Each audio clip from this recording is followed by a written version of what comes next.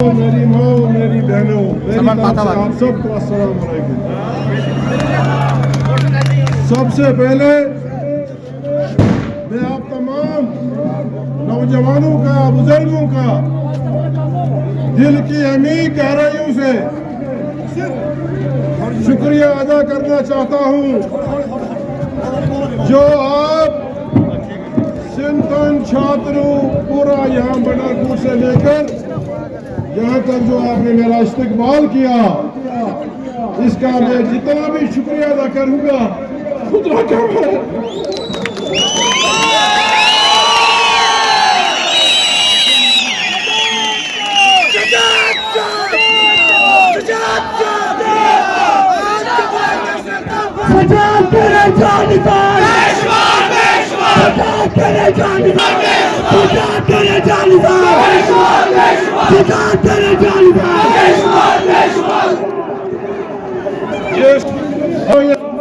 ये सिर्फ आप लोगों की वजह से मिला है, वरना अगर देखा जाए 2024 के असेंबली इलेक्शन में किस तरह हमको हराया गया, मगर मेरे रब को, मेरे अल्लाह को कुछ और मंजूर था। इसका यह मतलब है कि 2024 का जो रिजल्ट निकला उससे अल्लाह नाखुश था, और अल्लाह ने दिखा कि आप इसको यहां जबरदस्ती हराओगे, इसको मैं ऐसे पंचायत में ले जाऊंगा जो देश का सबसे बड़ा पंचायत है। और अल्लाह ने आज, मेरे रब ने आज ये दिखा दिया। मैं आपने नेशनल कॉन्फ्रेंस के कायदीन को, जनाब डॉक्टर फारूक अब्दुल्ला साहब, जनाब उमर अब्दुल्ला साहब और दीगर कायदीन का दिल की अमीर गहराइयों से शुक्रिया अदा करना चाहता हूं। मसला ये नहीं कि जमात ने हमको कितना बड़ा मनसब दिया है, मसला ये है, ये पसमानदा और दूर दराज इलाका जो नेशनल कांग्रेस की लीडरशिप ने याद रखा और ये फैसला किया। मैंने तो यूं बड़े इलेक्शन देखे, पार्लियामेंट के इलेक्शन, असेंबली के इलेक्शन, राज्यसभा के इलेक्शन। 2015 में भी मुझको कैंडिडेट बनाया था राज्यसभा के लिए, मगर उस वक्त बदकिस्मती से नाकामी हुई। मगर आज का ये जो राज्यसभा का इलेक्शन, इसमें मैंने पूरे जम्मू कश्मीर की सूरत हाल अजीब देखी। जब ये रिजल्ट आए, जब लोगों को पता चला कि भाई हमने जीत हासिल की है, जम्मू कश्मीर के दूर दराज के इलाके, राजौरी, पुंछ, कश्मीर, कुपवारा, ये इनके गांधी के इलाके, लोगों में जोश, जश्न। भाई ये तो हर वक्त होते हैं ये राज्यसभा के इलेक्शन।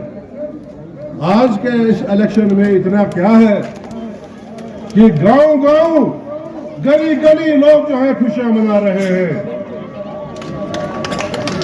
मैं आपको ये बताना चाहता हूं कि पिछले 11 बरस में जो बीजेपी ने चुनी हुई सरकारें, चाहे वो महाराष्ट्र की सरकार थी, चाहे वो दूसरे राजस्थान की सरकार थी, चाहे मध्य प्रदेश की सरकार थी, लोगों की चुनी हुई सरकारें जो है किस तरह से गिरा दी, बल के जोर से, पैसे के जोर से।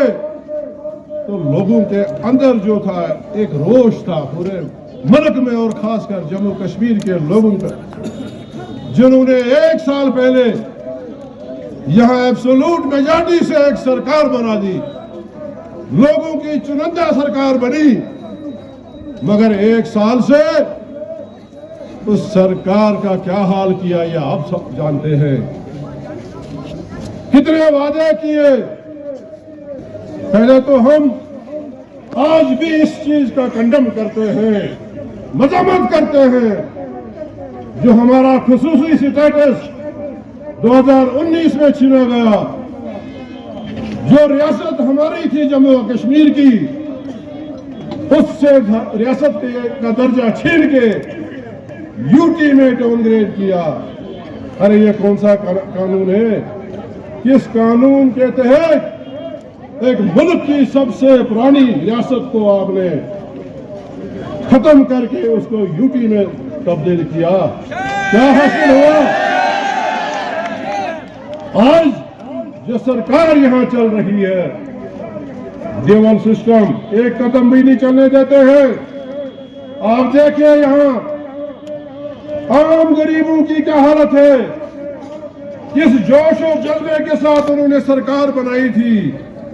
आज देखिए जो हमारा बेरोजगार, जो आज से 10 साल पहले जिसको किसी ना किसी तरीके से कोई ऐसी स्कीमें हमने बनाई थी, चाहे वो रहबर तालीम, रहबर जंगलात, रहबर सेहत, किस और मकसद और मुद्दा ये था कि इस बेरोजगार नौजवान को रोजगार मिलना चाहिए।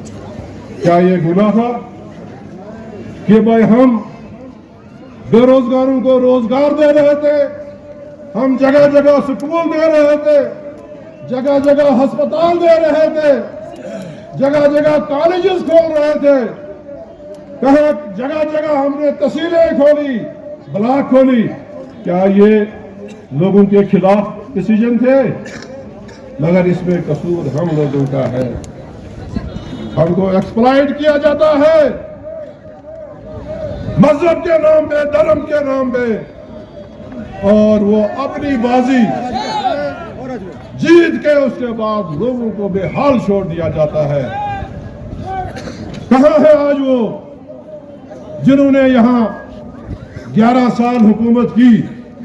आज हम जानना चाहते हैं इन 11 वर्षों में क्या किया उन्होंने रियासत के लिए, बिलखसूस किश्तवाड़ के लिए। मुझे बताइए, मुझे बताइए कौन से स्कूल खोले, कौन से कॉलेजेस खोले, कौन से अस्पताल खोले।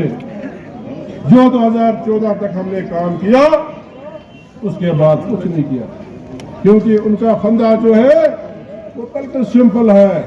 इलेक्शन के 2 महीने जिला हो जाओ, लोगों को भड़काओ और वोट हासिल करो।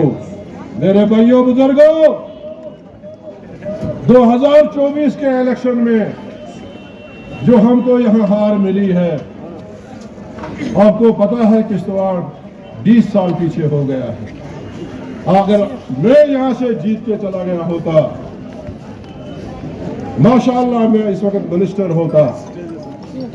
और मिनिस्टर जो है मेरे वालिद साहब हमेशा जब भी एमएलए बने, किश्तवाड़ की आवाम ने उनको जब जब जिताया वो मिनिस्टर बने।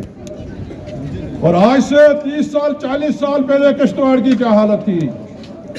वो वही मर्द मुजाहिद था जिसने इन वन को as a cabinet minister, chairman district development board 56 सड़कें जो है वो सैंक्शन करवाई। ये आपका जो ये मंडल कहीं कोई कनेक्टिविटी नहीं, हमारे नौजवान साथी नहीं जानते हैं आज से 30 साल पहले यहाँ क्या हालात थी। और अगर ऐसा ही चलता रहा, आप लोग बार बार एक्सप्लॉइट होते रहे, फिर किश्तवाड़ आगे नहीं बढ़ेगा, ऐसा ही रहेगा। जो हमने मुलाजिम लगाए थे अनकरीबी वो रिटायर हो जाएंगे। अगर एक ऐसा वक्त था आज से 40 साल पहले किश्तवाड़ का कोई अफसर नहीं था, कोई अफसर नहीं था। माशाअल्लाह जब शेर कश्मीर शेख मोहम्मद अब्दुल्ला अबर इक़्तिदार आए तो आम गरीब, चाहे वो किसी भी कौम से तल्लुक़ रखता हो, किसी कम्युनिटी से तल्लुक़ रखता हो, सबकी तरक्की हुई। कोई इंजीनियर बना, कोई डॉक्टर बना, किसी ने केएस किया, किसी ने आईएएस किया। और आज आप देखते हैं कि 11 बरस से यहां कुछ नहीं हुआ। मैं आज के दिन आपसे यही अपील करना चाहता हूं, जब भी यहां कोई त्यौहार होता है, चाहे वो ईद हो, दिवाली हो, कोई फंक्शन हो, पूरा जम्मू कश्मीर जो है मुतवज्जा हो जाता है किश्तवाड़ की तरफ कि किश्तवाड़ में हालात ठीक है। वहां तो नहीं कुछ हुआ। ये पिछले 11 साल से मेरे कान फट गए हैं लोगों को जवाब देते देते कि मेरे भाइयों, किश्तवाड़ में 1947 में जब पूरा मुल्क चल रहा था, जब पूरी रियासत चल रही थी, उस वक्त भी यहाँ हिंदू भाइयों ने, हमारे बुजुर्गों ने, मुसलमान बुजुर्गों ने यहाँ अमन कायम रखा और आपस में भाई भाई बनकर रहे। और वही सूरत हाल इस वक्त भी है। मेरे भाइयों बुजुर्गों, पिछले इलेक्शन में 2024 के इलेक्शन में 70,000 वोट हमने लिए। 70,000। अगर हम इंडिपेंडेंट कैंडिडेट जो प्यारे लाल जी थे, वो भी नेशनल कॉन्फ्रेंस का एक हिस्सा थे, उनके भी 15,000 डाले, तो 70,000 से ज्यादा वोट हमने लिए हैं। क्या आपने कभी ये असेसमेंट की कि इस 70,000 वोटों में हिंदू भाइयों और बहनों का कितना वोट है? नहीं। वो मुझे पता है, वो मुझे पता है कि पाडर जो 95% हिंदू डोमिनेटेड है, अगर वहां से 4,000 वोट आए, 3600 वोट आए, 4,000 के करीब वोट आए, तो किसने दिए? किसने दिए?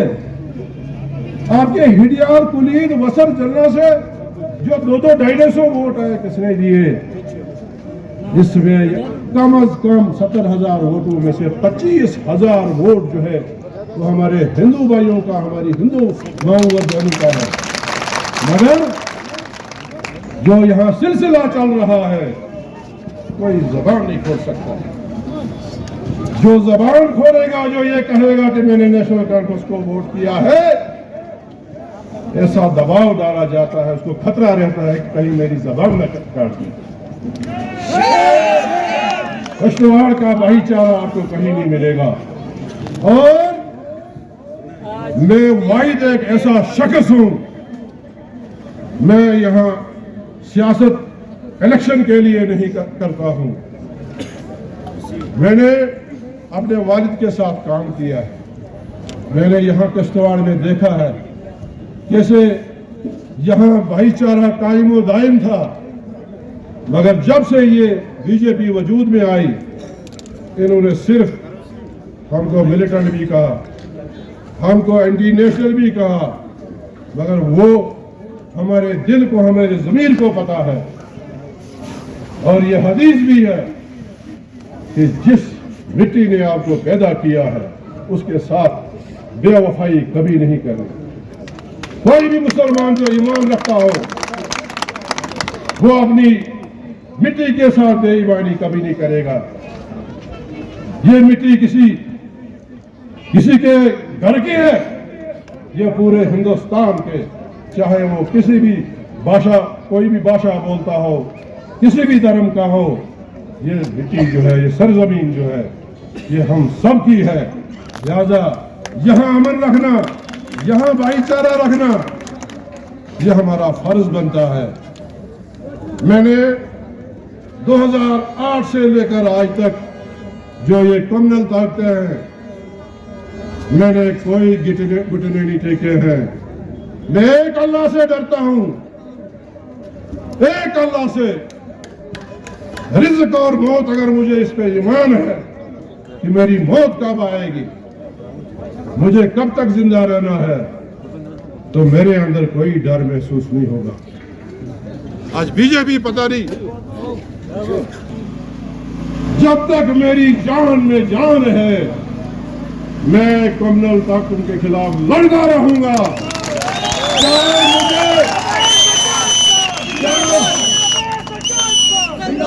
चाहे मुझे 100 बार क्यों नहीं हारना पड़े, मगर मैं एक मिशन लेकर हूं कि आज से 30 साल पहले जो यहाँ अमन था, भाईचारा था, उस भाईचारे के लिए कितनी भी मुझे कुर्बानी देनी पड़े, मैं वो कुर्बानी दे दूंगा।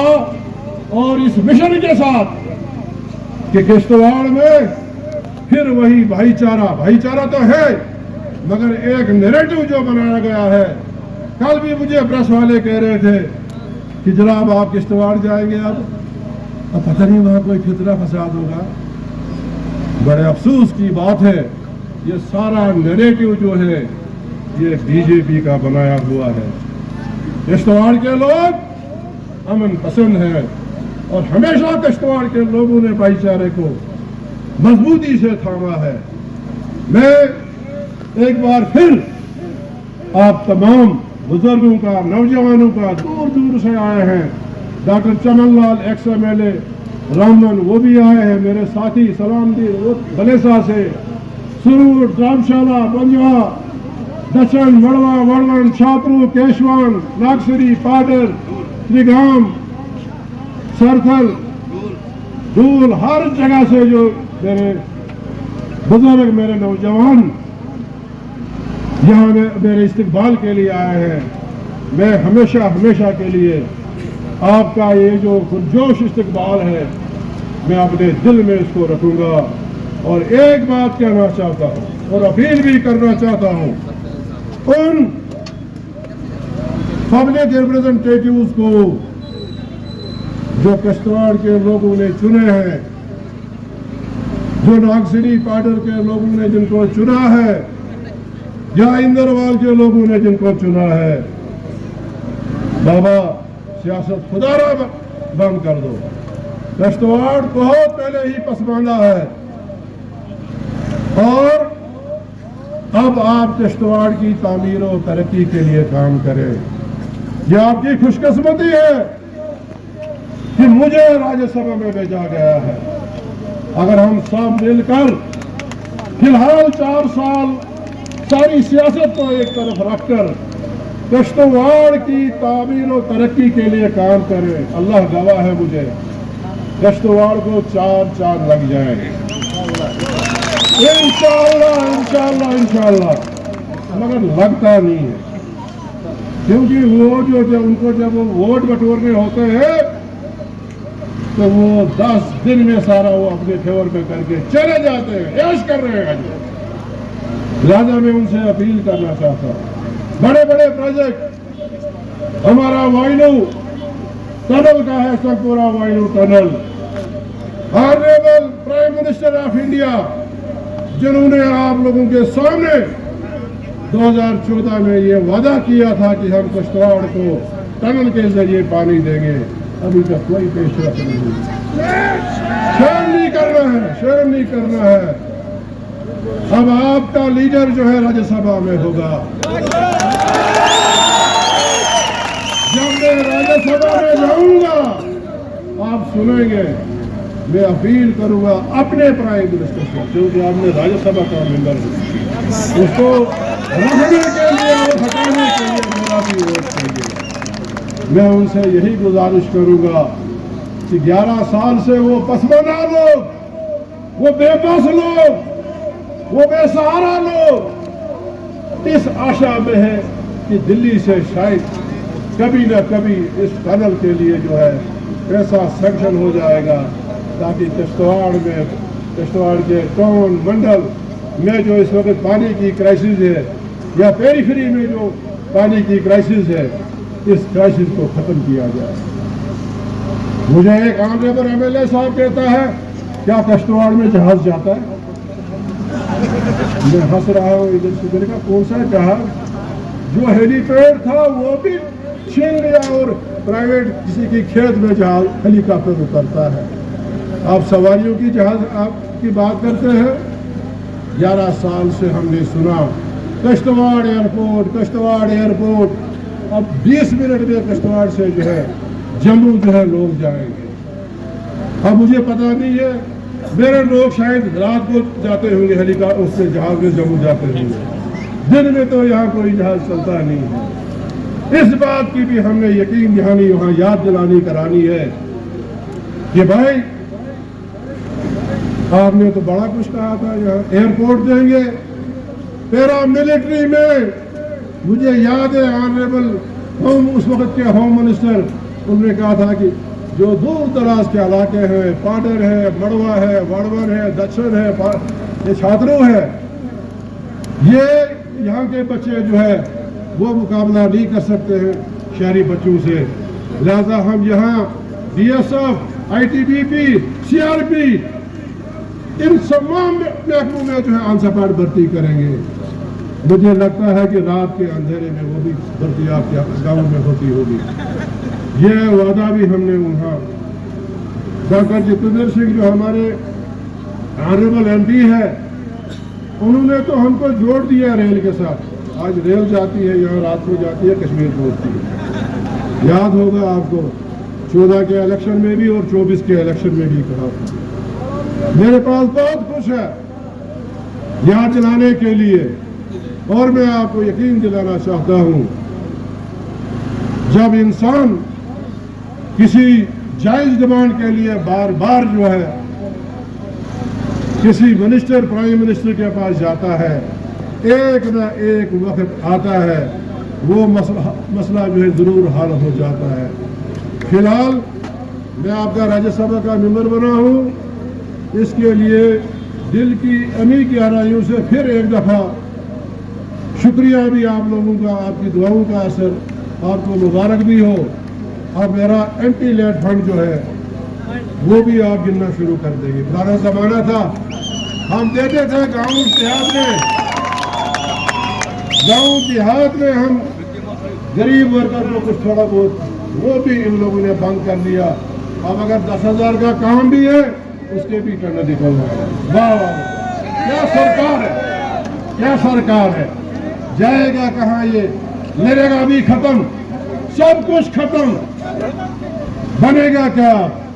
लिहाजा ये इतने बड़े पावर प्रोजेक्ट, बाबा इतना सा डोलसी पावर प्रोजेक्ट था, इतना सा 390 मेगावाट का, जिस डोलसी पावर प्रोजेक्ट ने पूरे कश्तवाड़ की काया पलट दी थी।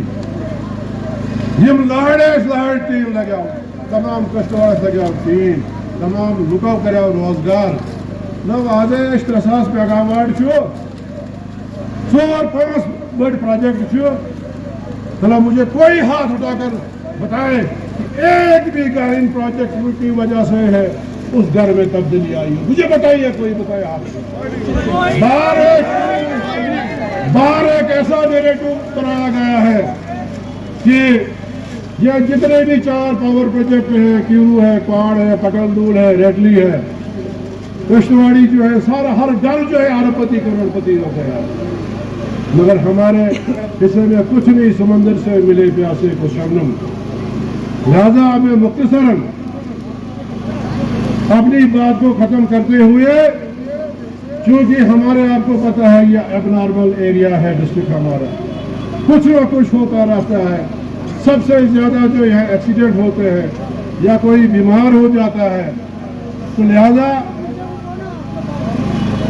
फिलहाल में